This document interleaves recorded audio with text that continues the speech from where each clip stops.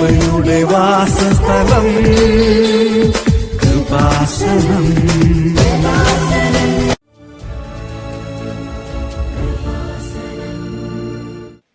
ഈശോയ്ക്കും പരിശുദ്ധ അമ്മയ്ക്കും സ്തുതി. എൻ്റെ പേര് ഡോക്ടർ ഡൂണിയ.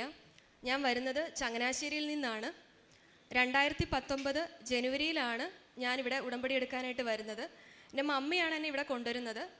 ഉടമ്പടി എടുത്തതിൻ്റെ ആദ്യത്തെ മെയിൻ പർപ്പസ് എന്ന് പറയുന്നത് എൻ്റെ PG എൻട്രൻസ് ആയിരുന്നു. ഞാൻ MBBS പഠിച്ചത് കോട്ടയം മെഡിക്കൽ കോളേജിലാണ്. അങ്ങനെ MBBS ഹൗസ് സർജൻസി ഒക്കെ കഴിഞ്ഞു. എല്ലാവരും PGക്ക് പ്രിപ്പയർ ചെയ്യുന്ന പോലെ ഞാനും PG എൻട്രൻസ് എക്സാമിന് പ്രിപ്പയർ ചെയ്യാൻ തുടങ്ങി. PG എൻട്രൻസ് എക്സാം എന്ന് പറഞ്ഞാൽ ഈ 4.5 വർഷം MBBSന് പഠിക്കുന്ന എല്ലാ സബ്ജക്ട്സും പഠിക്കണം. ഒരു MCQ എക്സാമാണ്. MBBSൻ്റെ അത്രയും സീറ്റ് PG എൻട്രൻസിന് ഇല്ല, PG മെഡിക്കൽ സീറ്റുകളില്ല. അത് ഓരോ സ്പെഷ്യാലിറ്റി ആയിട്ടാണ്. എനിക്കാണെങ്കിൽ മെഡിസിൻ സ്പെഷ്യാലിറ്റീസ് ആയിരുന്നു ഇഷ്ടം. അതിന് നല്ല റാങ്ക് വേണം.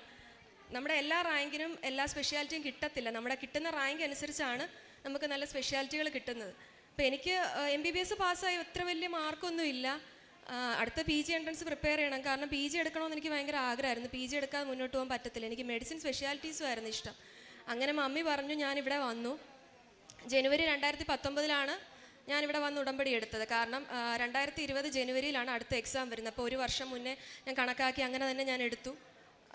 PG സീറ്റുകളെന്ന് പറഞ്ഞാൽ MBBSന് 200 സീറ്റ് ഉണ്ടെങ്കിൽ PGക്ക് ഇപ്പോൾ ഒരു സ്പെഷ്യാലിറ്റി. ഞാൻ പീഡിയാട്രിക്സിലാണ് PG ചെയ്തത്. അതിൽ ഞാൻ കോട്ടയത്താണ്, കുട്ടികളുടെ ആശുപത്രി ICHലാണ് PG ചെയ്തത്.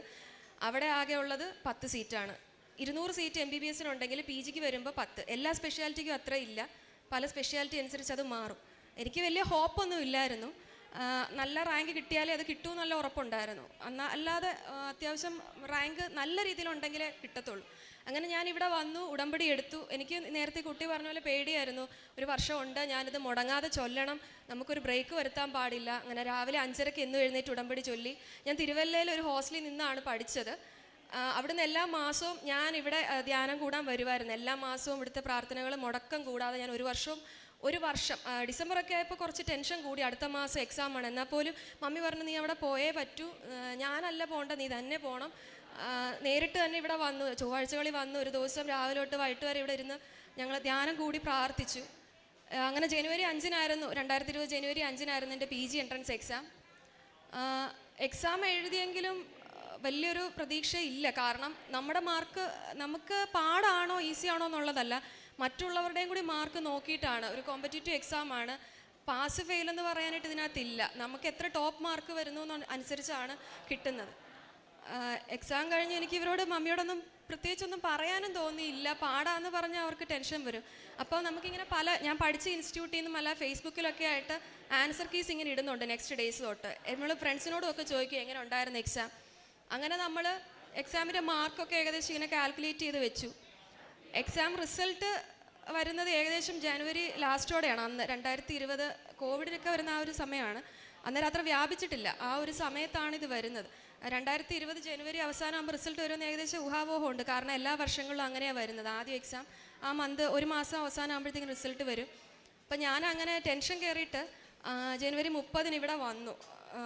ജസ്റ്റ് വൈകിട്ട് ഇവിടെ പ്രാർത്ഥിക്കാൻ വന്നതാണ്. അന്നിവിടെ എല്ലാവരും ഇരുന്ന് കുറേ പേര് വന്നിരുന്നിങ്ങനെ സ്വന്തമായിട്ട് ഇങ്ങനെ പ്രാർത്ഥിക്കുന്നുണ്ട്. വൈകിട്ടൊരു 5 മണിയോടെങ്ങാണ്ട് അടുത്തിട്ടുണ്ട്. ഞാനും മമ്മിയും കൂടി ഇവിടെ വന്നു. എൻ്റെ ടെൻഷൻ കാരണം എനിക്കൊരു പ്രതീക്ഷയില്ല, എന്ത് ചെയ്യണമെന്ന് അറിയത്തില്ല. ഇങ്ങനെ റിസൾട്ട് വരും, ഏകദേശം വരാനുള്ള സമയമൊക്കെ ഇങ്ങനെ ഊഹാപോഹങ്ങളൊക്കെ നടക്കുന്നുണ്ട്. അത് ഞാനിവിടെ വന്ന് പ്രാർത്ഥിച്ചിട്ട് ഇങ്ങനെ അവിടെ ഇരിക്കുമ്പോഴത്തേക്കിനാണ് നമ്മുടെ ബഹുമാനപ്പെട്ട ജോസഫ് അച്ഛൻ സൈഡിൽ കൂടി ഇങ്ങനെ നടന്നു. എനിക്ക് ഭയങ്കര എന്ന് പറഞ്ഞാൽ ഒരു വർഷക്കാലം ഇവിടെ വന്നെങ്കിലും അച്ഛൻ്റെ അടുത്തൊന്ന് പോകാനോ അച്ഛനെ ബ്ലെസ്സിങ് മേടിക്കാനൊന്നും നമുക്ക് അത്രയും ഇതില്ല, എനിക്ക് ഉള്ള യോഗ്യതയില്ല. അപ്പോൾ ഞാൻ അതുവഴി ഇങ്ങനെ എല്ലാവരും അച്ഛനെ കണ്ടുകൊണ്ട് അടുത്തോട്ട് ഓടി പോകുന്നുണ്ട്. എനിക്ക് ഭയങ്കര സന്തോഷം. എനിക്ക് പക്ഷേ എനിക്ക് ഭയങ്കര പേടി. ഞാൻ എങ്ങനെ അച്ഛൻ്റെ മമ്മി പറഞ്ഞ് ചെല്ലാൻ പറഞ്ഞു. അച്ഛൻ്റെ അടുത്ത് എല്ലാവരും പോയി അച്ഛനെ ഇങ്ങനെ പാസ് ചെയ്ത് പോവാം. ഞാൻ പെട്ടെന്ന് അച്ഛൻ്റെ അടുത്ത് ചെന്നു. അച്ഛൻ ജസ്റ്റ് ഒന്നിങ്ങനെ സ്പർശിച്ച് ഇങ്ങനെ നെറ്റിയിലൊന്ന് തൊട്ടു. അപ്പോൾ ഞാൻ അപ്പോൾ ജസ്റ്റ് മനസ്സിലിങ്ങനെ പ്രാർത്ഥിച്ചു. എന്നിട്ട് ഭയങ്കര സന്തോഷമായി.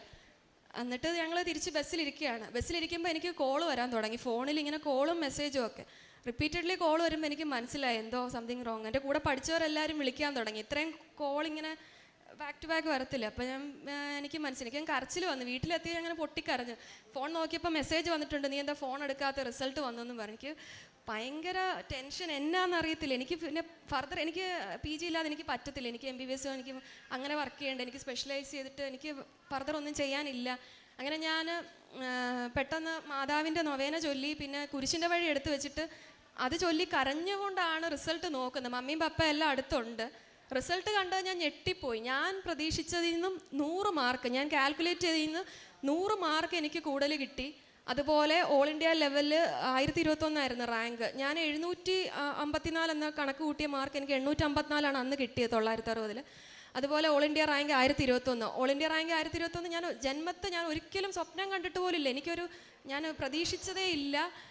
എന്നെ ആ ഒരു 1021 ഓൾ ഇന്ത്യ ലെവലെന്ന് പറയുമ്പോൾ കേരളത്തിലൊരു 150 അകത്ത് വരും, 150 വരുന്ന ഒരു റാങ്കാണ്. എനിക്കപ്പോൾ ഭയങ്കര സന്തോഷം, എനിക്ക് വിശ്വസിക്കാൻ പറ്റുന്നില്ല. എന്നിട്ട് എൻ്റെ സീനിയേഴ്സൊക്കെ മാർക്ക് റാങ്കൊക്കെ ചോദിച്ചു. എനിക്ക് പറയാൻ ഭയങ്കര മടി, എൻ്റെ മാർക്കാണോ ഇതെന്ന് എനിക്ക് അങ്ങോട്ട് വിശ്വസിക്കാൻ പറ്റുന്നില്ല. ഞാൻ പിന്നെ റാങ്കും മാർക്കും എല്ലാം വീണ്ടും വീണ്ടും നോക്കി. എന്നെക്കാളും MBBSന് ടോപ്പ് മാർക്കിൽ പഠിച്ച പല കുട്ടികൾക്കും അത്രയും റാങ്ക് കിട്ടിയില്ല.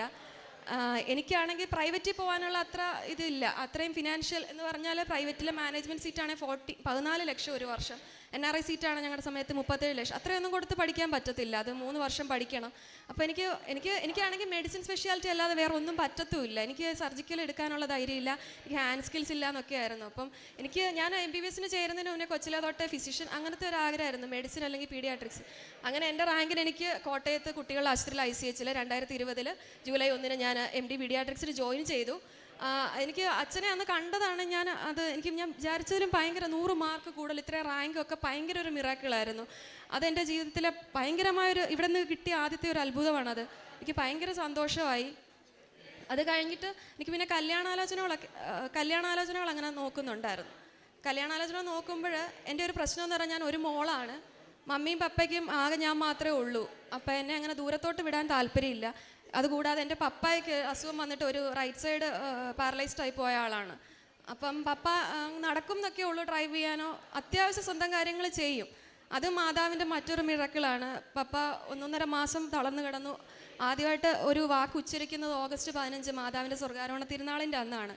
എൻ്റെ ജീവിതത്തിലെ എല്ലാ മിറക്കിൾസും മാതാവുമായിട്ട് ഒത്തിരി ബന്ധപ്പെട്ടിട്ടുണ്ട്. മാതാവിൻ്റെ മധ്യസ്ഥത്തിലൂടെ ഈശോയുടെ അപേക്ഷ വഴി കിട്ടിയതാണ്. അങ്ങനെ എനിക്ക് കല്യാണാലോചനകൾ ഹൗസ് സർജൻസി തൊട്ട് നോക്കുന്നുണ്ട്. സ്ഥലം ഒരു പ്രശ്നമായിരുന്നു. ഞാൻ ഒറ്റ മോളാണ്, പപ്പായ്ക്ക് വയ്യാത്തതാണ്. അതുകൊണ്ട് ദൂരത്തോട്ട് കല്യാണം കഴിപ്പിച്ച് വിടാൻ മമ്മിക്ക് അങ്ങനെ താല്പര്യമില്ല. അങ്ങനെ മമ്മി ഇവിടെ വന്ന് അടുത്ത ഉടമ്പടി എടുത്തു. മമ്മിയുടെ സ്വന്തം നിലയ്ക്ക് ആദ്യത്തെ ഞാൻ എടുത്തു, രണ്ടാമത് മമ്മി തന്നെയാണ് എടുത്തത്. മമ്മി എടുത്തു, പ്രാർത്ഥിച്ചു. എനിക്ക് മമ്മിക്ക് പോലും വിശ്വസിക്കാൻ പറ്റാത്ത രീതിയിൽ എൻ്റെ വീടിനടുത്തു നിന്ന് തന്നെ മറ്റൊരു MD പീഡിയാട്രിക്സിന് പഠിക്കുന്ന ഒരാളെയാണ് ഞാൻ കല്യാണം കഴിച്ചത്. 2022 ജനുവരിയിലായിരുന്നു കല്യാണം. പീഡിയാട്രിക്സ് തന്നെ, എൻ്റെ അതേ സെയിം സ്പെഷ്യാലിറ്റിയിലുള്ള ഒരാളെ വളരെ അടുത്തു നിന്ന് തന്നെ കിട്ടി. എൻ്റെ വീട്ടിൽ നിന്നൊരു 10-15 മിനിറ്റ് ദൂരമേ ഉള്ളൂ. അത്ര അടുത്തു നിന്നൊരു കല്യാണം കിട്ടി. എൻ്റെ മമ്മിക്ക് ഭയങ്കര സന്തോഷമായി. കാരണം മമ്മിക്ക് ഞാൻ അങ്ങനെ ഭയങ്കര ഡിപ്പെൻഡൻ്റ് ആണ്, ഞങ്ങൾ ഭയങ്കര ക്ലോസ്ലി അങ്ങനെ ഇതാണ്. അപ്പം മമ്മിക്ക് ആ ദൂരത്തു നിന്നൊന്നും, അപ്പം മമ്മിക്ക് ഭയങ്കര വിശ്വാസമായി. മമ്മി പറയുന്നത് മാതാവിനോട് പ്രാർത്ഥിച്ചാൽ ഒരു കാര്യം സാധിക്കാത്തതായിട്ടില്ല. അപ്പം മമ്മി എന്നെ ഒത്തിരി ദിവസങ്ങളിൽ പള്ളിയിൽ പോകാൻ, അപ്പം ഞാൻ എൻട്രൻസിന് പഠിക്കുമ്പം സൺഡേ അല്ലാതെ ഞാൻ അവിടെ ദിവസങ്ങളിൽ മിനിമം ഒരു ദിവസമെങ്കിലും പോകുമായിരുന്നു. ഞങ്ങളുടെ ഭയങ്കര ഷെഡ്യൂൾ ടൈറ്റ് ആയിരുന്നെങ്കിലും ഞങ്ങൾക്ക് രാവിലെ 8 മണി തൊട്ട് അല്ലെങ്കിൽ രാത്രി 9 മണി വരെ അങ്ങനെയാണ് ഞങ്ങളുടെ ക്ലാസ് പോയിക്കൊണ്ടിരുന്നത്. നമ്മുടെ ഈ 4.5 വർഷത്തെ കോഴ്സും പഠിപ്പിക്കുന്നത് അങ്ങനെ ഒരു സമയം കൊണ്ടാണ്. ഒരു വർഷം മുഴുവൻ ഇല്ല, ഈ 4.5 വർഷത്തെ മുഴുവൻ പഠിപ്പിക്കണം. അപ്പോൾ അതുകൊണ്ട് മമ്മി ഭയങ്കരമായിട്ട് കമ്പൽ ചെയ്യുമായിരുന്നു. അങ്ങനെ ഞാൻ പോകും, എനിക്ക് വലിയ മടിയില്ല. പക്ഷേ സമയത്തിൻ്റെ ഒരു പ്രശ്നമുണ്ട്, ദിവസങ്ങളിലും പോകുമായിരുന്നു. ഒരു ദിവസമെങ്കിലും മിനിമം ദിവസം പോകുമായിരുന്നു. സൺഡേ ഒരിക്കലും മുടക്കിയിട്ടില്ല. സൺഡേ ഞാൻ ഈവനിങ് ക്ലാസ്സിൽ നിന്ന് ഇറങ്ങിയിട്ടാണെങ്കിലും ഞങ്ങൾ കുറച്ച് പേര് ക്രിസ്ത്യൻസ് ചേർന്നിട്ട് പോകുമായിരുന്നു. കാരണം അതല്ലേ 9 മണി വരെയാണ്. അല്ലെങ്കിൽ ഞാൻ രാവിലത്തെ കുർബാനയ്ക്ക് പോകും ക്ലാസ് തുടങ്ങുന്നതിന് മുന്നേ. ഒരു ദിവസം പോലും 5:30 പ്രാർത്ഥനയും മുടങ്ങിയിട്ടില്ല. അതുപോലെ ഇവിടുന്ന് കിട്ടുന്ന പത്രമൊക്കെ ആണെങ്കിലും വിതരണം ചെയ്യും. ഞാൻ എൻ്റെ അവിടെ ഹോസ്റ്റലിലുള്ളടത്ത് കൊടുക്കുമായിരുന്നു. പിന്നെ അച്ഛൻ പറയും, നമ്മളൊരു കാര്യം ചെയ്യുമ്പോൾ എന്തെങ്കിലും ചെറിയ ചെറിയ ത്യാഗപ്രവർത്തികൾ ചെയ്തെടുത്താൽ അത് നമുക്ക് മനസ്സിനും ദൈവത്തിൻ്റെ മുന്നിലും ഒക്കെ ഒരു വലിയ കാര്യമായിട്ട് എനിക്ക് അങ്ങനെ തോന്നാറുണ്ട്. ചെറിയ ചെറിയ കുഞ്ഞു കുഞ്ഞു ത്യാഗങ്ങൾ സഹിച്ച് നമ്മൾ എന്തെങ്കിലുമൊക്കെ ചെയ്യണം. ഒരു ഇഷ്ടമുള്ള ഫുഡ് അവോയ്ഡ് ചെയ്യുമോ എന്തെങ്കിലുമൊക്കെ രീതിയിൽ നമ്മൾ എളിമപ്പെടാൻ ശ്രമിക്കുകയാണെങ്കിൽ അത് ഭയങ്കര നല്ല. പിന്നെ നമ്മളെക്കൊണ്ട് പറ്റുന്ന രീതിയിലുള്ള കാരുണ്യ പ്രവർത്തികൾ ചെയ്യാൻ എൻ്റെ മമ്മി പറയുമായിരുന്നു. ഞാൻ പറയും, മമ്മി ഇവിടെ ഒത്തിരി സ്കീമുണ്ട്. കാരണം ഞങ്ങളുടെ ഹോസ്പിറ്റലിൽ കുറേയൊക്കെ പാവപ്പെട്ട പേഷ്യൻസ് ആണ് വരുന്നത്. ഗവൺമെൻറ്റിൻ്റെ ഹോസ്പിറ്റലാണ്. ഗവൺമെൻറ് എല്ലാവരും ഏതെങ്കിലും തരത്തിലുള്ള ഇൻഷുറൻസിലൊക്കെ ഉൾപ്പെടുത്തും. മമ്മി കുഴപ്പമില്ല. മമ്മി പറയാം, എന്നാലും അങ്ങനെയല്ല, നീ ഒന്നും ചോദിക്കുക, നിങ്ങൾക്ക് കണ്ടാൽ മനസ്സിലാവും. അങ്ങനെ അർഹതപ്പെട്ടവർക്കൊക്കെ എന്തെങ്കിലുമൊക്കെ ചെയ്യണം എന്ന് പറയുമായിരുന്നു മമ്മി. അങ്ങനെ പറ്റുന്ന ചെറിയ ചെറിയ കാരുണ്യപ്രവർത്തികളൊക്കെ ചെയ്യാൻ ശ്രമിക്കുമായിരുന്നു. അങ്ങനെ അത് എൻ്റെ ഹോസ്പിറ്റലായതുകൊണ്ട് പിന്നെ എനിക്ക് ഒത്തിരി അമ്മമാർ, കുഞ്ഞുങ്ങളുടെ കാര്യം നമുക്കറിയാം. അമ്മമാർ ഒരു അസുഖം വന്നാൽ അപ്പം നമ്മുടെ മുന്നിൽ ഇരുന്ന് നമ്മൾ തകർന്നു പോകും. കുഞ്ഞുങ്ങൾക്ക് അസുഖം വന്നു കഴിഞ്ഞാൽ പിന്നെ നമുക്ക് ഒന്നുമില്ല, മേലും കീഴില്ല, നമ്മൾ തന്നെ കണ്ട് കരഞ്ഞു പോകും. ICUലൊക്കെ ഞങ്ങൾക്ക് ഫസ്റ്റ് ഇയർ ചെല്ലുമ്പോൾ ഒത്തിരി ലുക്കീമിയ കേസുകൾ ഇങ്ങനെ ബ്ലഡ് ക്യാൻസർ ഇങ്ങനെ ഡയഗ്നോസ് ചെയ്യപ്പെടും. നമ്മൾ RCCയിലോട്ടൊക്കെ റെഫർ ചെയ്യും. നമ്മളും കരഞ്ഞു പോകും. നമുക്ക് അവരുടെ മുന്നിൽ നിൽക്കാൻ പറ്റാത്തൊരവസ്ഥയിൽ വരും. അപ്പം നമുക്ക് ദൈവത്തിൻ്റെ അടുത്തേക്ക് അവരെ കൂടുതൽ അടുപ്പിക്കാനായിട്ടൊക്കെ നമുക്കൊരു അവസരം പ്രാർത്ഥിക്കാം. ഞാൻ പത്രങ്ങളൊക്കെ ഒത്തിരി പേഷ്യൻസിൻ്റെ കയ്യിൽ കണ്ടിട്ടുണ്ട്. അവർ കിടക്കുന്ന ബെഡിനടിയിലൊക്കെ വെച്ച് പ്രാർത്ഥിക്കുന്ന കണ്ടിട്ടുണ്ട്. അപ്പോൾ അവരോടൊക്കെ ഞാനതൊരു ഓപ്പർച്യൂണിറ്റി ആയിട്ട് എടുക്കുന്നത്. എനിക്ക് പറ്റും ദൈവത്തിൻ്റെ അമ്മയുടെ ഈശോയുടെയൊക്കെ അടുത്ത് പ്രാർത്ഥിച്ച് നമ്മുടെ രോഗശാന്തി നേടാൻ വേണ്ടി അവരെ ഈശോയുടെ അടുക്കലേക്ക് അടുപ്പിക്കാനായിട്ട് എനിക്ക് പറ്റുന്ന പോലെ എനിക്ക് തോന്നിയിട്ടുണ്ട്. അതിനുശേഷം അങ്ങനെ പറയുമായിരുന്നു. പിന്നെ മൂന്നാമതായിട്ടുള്ളതെന്ന് പറഞ്ഞാൽ എൻ്റെ ഹസ്ബൻഡിനൊരു സിസ്റ്ററുണ്ട്. എന്നേക്കാൾ ഒരു വയസ്സ് മൂത്തതാണ്. പുള്ളിക്കാരിക്ക് കല്യാണം ഇതുപോലെ ഒത്തിരി നാളായിട്ട് നോക്കുന്നുണ്ടായിരുന്നു. പുള്ളിക്കാരി കാണാൻ നല്ലതാണ്. ENT PG ചെയ്യുമായിരുന്നു. ഒത്തിരി അവർ ശ്രമിച്ചു. ഒത്തിരി മമ്മി, എൻ്റെ കല്യാണം കഴിഞ്ഞിട്ടും പുള്ളിക്കാരിയുടെ കല്യാണം കഴിഞ്ഞില്ലായിരുന്നു. എങ്ങടെയാണ് ആദ്യം കഴിഞ്ഞത്. മമ്മി എൻ്റെ ഹസ്ബൻഡിൻ്റെ അമ്മ എപ്പോഴും കരയുമായിരുന്നു. എൻ്റെ മുന്നിരുന്ന് കരഞ്ഞിട്ടുണ്ട്. മാതാവിൻ്റെ അടുത്ത് ഒത്തിരി പോയി പ്രാർത്ഥിച്ചു. അപ്പോൾ എൻ്റെ മമ്മി പറഞ്ഞു, ഇങ്ങനെ കൃപാസനം ഉണ്ട്, നമുക്ക് പോയി പ്രാർത്ഥിക്കാം, ഉടമ്പടി എടുത്താൽ മതി, കല്യാണം നടക്കും. കാരണം എന്നേക്കാൾ ഒരു വയസ്സ് മൂത്താണ് പുള്ളിക്കാരി. ഭയങ്കര തടസ്സം എന്താണെന്ന് അറിയത്തില്ല. മമ്മിക്ക് ഭയങ്കര സങ്കടമായിരുന്നു. ഭയങ്കര സങ്കടം എന്ന് പറഞ്ഞാൽ പുള്ളിക്കാരുടെ കല്യാണം നടത്തിയിട്ട് ആണുങ്ങളുടെ കല്യാണം പെങ്ങൾ നിൽക്കുമ്പോൾ കെട്ടുക എന്നുള്ളൊരു ഇതുണ്ടായിരുന്നു. ഭയങ്കര സങ്കടമായിരുന്നു. മമ്മി പറഞ്ഞു, അങ്ങനെ അവിടെ വന്ന് പ്രാർത്ഥിച്ച് ഉടമ്പടി എടുത്തു. നെക്സ്റ്റ് മന്ത് തന്നെ പുള്ളിക്കാരിക്ക് കല്യാണം ശരിയായി. എന്നിട്ട് അത് ഭയങ്കര ഒരു മിറക്കിളായിരുന്നു. മമ്മി ഇപ്പോഴും പറയുന്നുണ്ട്. ഇവിടെ കഴിഞ്ഞ മാസം വന്ന് പ്രാർത്ഥിച്ചായിരുന്നു എൻ്റെ എക്സാമിന് വേണ്ടിയിട്ട്. അന്ന് എനിക്ക് വരാൻ പറ്റിയില്ല. എൻ്റെ MD പീഡിയാട്രിക്സിൻ്റെ എക്സാം ജൂലൈയിലായിരുന്നു. ജൂലൈ 18-നായിരുന്നു. ആ സമയത്ത് അവരെല്ലാവരും ഇവിടെ വന്ന് പ്രാർത്ഥിച്ചു. അതുകൂടാതെ എൻ്റെ എക്സാമിന് പോകുമ്പോഴെല്ലാം എൻ്റെ മമ്മിയൊക്കെ പറഞ്ഞിട്ട് ഞാൻ മാതാവിൻ്റെ ആ ഒരു കാശ് രൂപം എൻ്റെ ഡ്രസ്സിൻ്റെ അകത്ത് വെച്ചുകൊണ്ട് പോയി ഞാൻ പ്രാർത്ഥിക്കുമായിരുന്നു. കഴിഞ്ഞ വെള്ളിയാഴ്ച, അതായത് മാതാവിൻ്റെ 8 നോമ്പ് പെരുന്നാൾ സെപ്റ്റംബർ 8-നാണ് എൻ്റെ റിസൾട്ട് വന്നത്. അതും എനിക്ക് ഭയങ്കര ഒരു മിറാക്കിളായിരുന്നു. എൻ്റെ ജീവിതത്തിലെ എല്ലാ കാര്യങ്ങളും മാതാവുമായിട്ട് എന്തെങ്കിലും രീതിയിൽ ബന്ധപ്പെട്ട് കിടക്കുന്നതായിട്ട് എനിക്ക് തോന്നാറുണ്ട്. സെപ്റ്റംബർ 8-നാണ് എൻ്റെ MD പീഡിയാട്രിക്സിൻ്റെ റിസൾട്ട് വന്നത്. അന്ന് എനിക്ക് ഭയങ്കര പീഡിയാട്രിക്സ് എക്സാം എന്ന് പറഞ്ഞു കഴിഞ്ഞാൽ നല്ല പാടാണ്. PG എക്സാമാണ്. നമ്മൾ MBBSനേക്കാളും ഭയങ്കര ഇതാണ്. എഴുതുന്ന വെച്ചിട്ടൊന്നും ആയിരിക്കുമല്ലോ മാർക്ക് കിട്ടുന്നത്. നേരത്തെ ആ കുട്ടി പറഞ്ഞ പോലെ ഭയങ്കര ദൈവാനുഗ്രഹമാണ്. നമ്മൾ എഴുതിയിട്ട് വെച്ചിട്ട് മാർക്ക് കിട്ടാൻ നമ്മൾ പാസ്സാവുമെന്നൊന്നും എനിക്ക് ഒരു തോന്നലില്ല. ഞാൻ വിചാരിച്ചാൽ ഒത്തിരി മാർക്ക് കിട്ടി, പാസ്സായി. മാതാവിൻ്റെ ഒത്തിരി ഒത്തിരി അനുഭവങ്ങൾ ഞങ്ങൾക്ക് ഡേറ്റ് വെച്ച് എണ്ണി പറയാൻ പറ്റുന്നുണ്ട്. എനിക്ക് ഉണ്ടായ ഒരു വിശ്വാസം എന്ന് പറഞ്ഞു കഴിഞ്ഞാൽ ഈശോയാണ് നടത്തുന്നത്. മാതാവ് പറഞ്ഞു കഴിഞ്ഞാൽ ഈശോയ്ക്ക് ഒന്നും തള്ളിക്കളയാൻ പറ്റത്തില്ല. പിന്നെ എൻ്റെ മമ്മി പറയും, മോനെ, നിനക്ക് നല്ലതിന് ഭവിക്കാനാണെങ്കിൽ ദൈവം നടത്തിത്തരും. നമ്മൾ എത്ര പ്രാർത്ഥിച്ചാലും നമുക്ക് നല്ലതിനാണെങ്കിൽ ദൈവം നടത്തിത്തരും. നമ്മളെ ഓരോ അനുഭവത്തിലൂടെ ദൈവത്തിലേക്ക് കൂടുതൽ അടുപ്പിക്കുകയാണ്. എൻ്റെ ജീവിതത്തിലെ ഒട്ടേറെ കാര്യങ്ങളിലൂടെ എല്ലാ സഹനങ്ങളും വരുമ്പോൾ നമ്മൾ മനസ്സിലാക്കേണ്ടത് ഈശോയുടെ അത്ഭുതം അവിടെ വരും. നമ്മളെ ദൈവത്തോട് കൂടുതൽ അടുപ്പിക്കുകയാണ് ചെയ്യുന്നതെന്നാണ്. ഒരിക്കലും ദൈവം നമ്മളെ കൈവിടില്ല. നമ്മളെ ഇഷ്ടത്തിന് എന്തെങ്കിലും ഉടനെ നടക്കാതെ പോയിട്ടുണ്ടെങ്കിൽ ഇവഞ്ച്വലി ഞാൻ തകർന്നു പോയൊരു വർഷം ഉണ്ടായിട്ടുണ്ട്. എൻ്റെ പപ്പായുടെ അസുഖം വന്നപ്പോഴൊക്കെ അതിൽ നിന്നൊക്കെ നമുക്ക് കരകയറി വരാൻ പറ്റും. അസുഖം ദൈവം വരുത്തുന്നതാണ്. ദൈവത്തോട് പ്രാർത്ഥിച്ച് ദൈവത്തിൻ്റെ ഇഷ്ടത്തിന് അത് വിട്ടുകൊടുക്കുക. ദൈവം അതിൽ അത്ഭുതം പ്രവർത്തിക്കും. നമുക്ക് വിശ്വാസം ഉണ്ടാവണം. പിന്നെ റീസെൻ്റ്ലി കഴിഞ്ഞ ആഴ്ച ഉണ്ടായൊരു സംഭവമാണ്. എൻ്റെ മമ്മിയുടെ ബ്രസ്റ്റിൽ ഒരു മുഴയുണ്ടായിരുന്നു. എനിക്ക് മമ്മിക്കും പപ്പയ്ക്കും എന്തെങ്കിലും അസുഖം വരുമ്പോൾ അങ്ങ് തകർന്നു പോകും ഭയങ്കരമായിട്ട്. എനിക്ക് വേറെ ആരും ഇല്ലയെന്നൊരു തോന്നലുണ്ട്. അപ്പം ഞാനങ്ങനെ പ്രാർത്ഥിച്ചു. മാതാവിൻ്റെ പക്കൽ ഒത്തിരി പ്രാർത്ഥിച്ചു. ഒരു മുഴയാണ്. എനിക്ക് ഇത്രയും പ്രായമില്ലേ, ഏജ് അഡ്വാൻസ് ചെയ്യുമ്പം ക്യാൻസറിനുള്ള റിസ്ക് നാച്ചുറലി കൂടും. ഞാൻ സർജനെ കൊണ്ട് കാണിച്ചു. കാരണം എനിക്ക് റിസൾട്ട് വന്നിട്ട് ഇപ്പോഴേ സമയമുള്ളൂ. പിന്നെ എവിടെയെങ്കിലുമൊക്കെ കയറിക്കഴിഞ്ഞാൽ സമയം കിട്ടത്തില്ല, തിരക്കായിപ്പോൾ. സാറിനെ കൊണ്ട് കാണിച്ചു. അപ്പോൾ സാറ് നോക്കിയിട്ട് 3 സെൻറ്റിമീറ്റർ സൈസുള്ളൊരു മുഴയാണെന്ന് സർജൻ പാൽപ്പേറ്റ് നോക്കിയിട്ട് ഇങ്ങനെ പറഞ്ഞു. നമുക്കിങ്ങനെ ബയോപ്സി എടുക്കാം, മാമോഗ്രാം ഒക്കെ ചെയ്യാമെന്ന് പറഞ്ഞു. അങ്ങനെ കഴിഞ്ഞ ശനിയാഴ്ച 9-ാം തീയതി പോയി ഹോസ്പിറ്റലിൽ പോയി മാമോഗ്രാം ചെയ്തു. മാമോഗ്രാം ചെയ്തിട്ട് ഞാൻ അതിൻ്റെ റിപ്പോർട്ട് തുറന്നില്ല. എനിക്ക് ഭയങ്കര പേടിയായിരുന്നു അതിൻ്റെ റിപ്പോർട്ട്. സോണോമാമോഗ്രാമും അല്ലാതെ മാമോഗ്രാം എക്സ്റേ എല്ലാം എടുത്തു. അപ്പോൾ റിപ്പോർട്ട് എൻ്റെ കയ്യിൽ ഉണ്ട്, കവറിലുണ്ട്. എനിക്കത് നോക്കാൻ ഭയങ്കര പേടിയായിരുന്നു.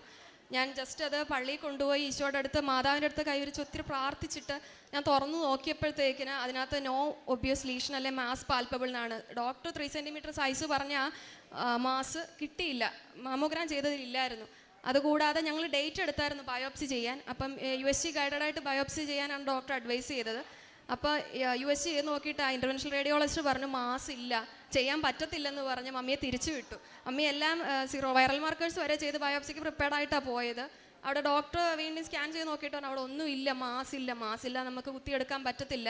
അങ്ങനെ ബയോപ്സി പോലും എടുത്തില്ല. അതൊന്ന് എല്ലാ സമയത്തും ഞാൻ അതുപോലെ കൊന്ത വെച്ച് പ്രാർത്ഥിച്ചു. ആ സമയങ്ങളിലെല്ലാം ഞാൻ പ്രാർത്ഥിച്ചുകൊണ്ടിരുന്നു. എനിക്ക് ഭയങ്കരമായിട്ടൊരു അനുഭവമാണ് ദൈവം എൻ്റെ ജീവിതത്തിലെ ഓരോ നിമിഷത്തിലും തന്നുകൊണ്ടിരിക്കുന്ന മാതാവ് വഴി. മാതാവിനോട് പ്രാർത്ഥിച്ച് മാതാവ് ഈശോയോട് പറഞ്ഞു കഴിഞ്ഞാൽ നമ്മുടെ എല്ലാ കാര്യങ്ങളും നടക്കുമെന്ന് എൻ്റെ ജീവിതത്തിലൂടെ എനിക്ക് മനസ്സിലായി. യേശുവേ നന്ദി, യേശുവേ സ്തുതി. പരിശുദ്ധ അമ്മ മാതാവിലൂടെ ലഭിച്ച അനുഭവത്തിൻ്റെ സാക്ഷ്യമാണ് ഇപ്പം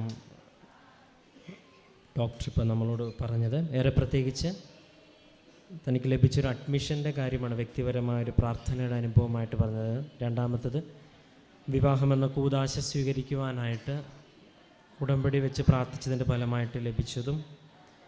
പിന്നെ ഈ ഒരു സാക്ഷ്യത്തിൽ വലിയൊരു ബോധ്യം ലഭിച്ചു എന്ന ഈ സാക്ഷ്യത്തിൽ നിന്ന് വ്യക്തമായത് ത്യാഗത്തോടു കൂടിയുള്ള പ്രാർത്ഥന കർത്താവിന് മുമ്പിൽ കൂടുതൽ വിലയുള്ളതാണ് എന്ന ഈ സാക്ഷ്യത്തിൽ ഈ മകൾ പറയുന്നുണ്ട്.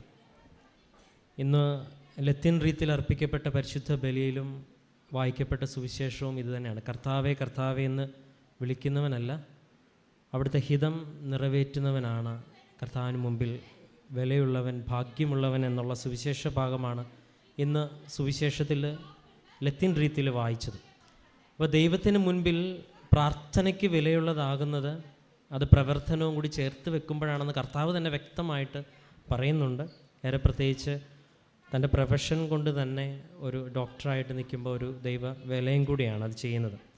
പിന്നീട് ഈ ഉടമ്പടി സാക്ഷ്യങ്ങളിൽ വേറൊരു പ്രത്യേകത, ഓരോ വ്യക്തിയും തിരക്കുകളും വ്യഗ്രതകളുടെ ഇടയിലും എന്ത് കാരുണ്യപ്രവർത്തനം ചെയ്യുമെന്നുള്ള ചോദ്യത്തിന് ഉത്തരവും ഈ മകൾ പറയുന്നുണ്ട്. തൻ്റെ പ്രൊഫഷണലുമായിട്ട് ബന്ധപ്പെട്ട് നിൽക്കുന്ന എല്ലാ പ്രവർത്തനങ്ങളിലും കുറച്ചും കൂടെ എക്സ്ട്രാ ആയിട്ട് അവരെ പോളിസികളിലേക്ക് അടുപ്പിക്കുകയോ അവരെ ശുശ്രൂഷിക്കുകയോ ചെയ്യുന്നുണ്ട്. ഇത് തന്നെയാണ് അധ്യാപകർ സാക്ഷ്യം പറയുമ്പോഴും അവർ പറയുന്നത്.